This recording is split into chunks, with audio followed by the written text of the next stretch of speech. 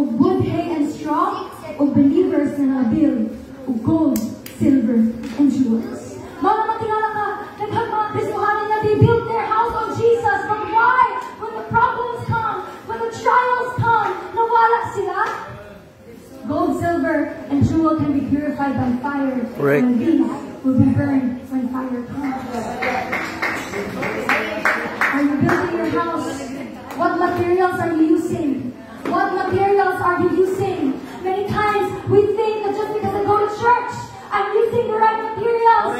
But no, on the ground or underground, we need to be there, intimate in the secret place where the Father sees everything we're doing, whether in public or in private. And it is there underground, in the secret place where you please Him, in the secret place where you honor Him, that is costly in His sight. Because many of us want great ministries, many of us want great names, and wants the fame, and that's all of this wood, hay, and straw, na great in quantity, na makitaan lang sa yuta, makitaan lang sa pananaw sa tao, na hindi na gusto mo dibdib, hindi na gusto mo ato dito sa ilalong, sa iyong presensya, na makikita ka gold, silver, and jewels. Gusto ka na taas kayo ang ato ngalan, gusto ka na taas kayo ang pananaw sa tao sa atuan.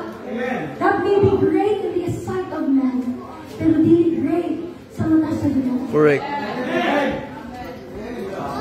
That's why in same chapter, but in verse 13, 1 Corinthians 3:13, but on the judgment day, fire will reveal what kind of work each builder has done.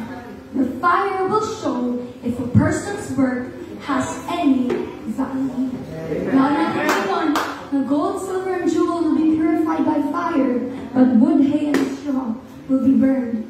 Pag nakita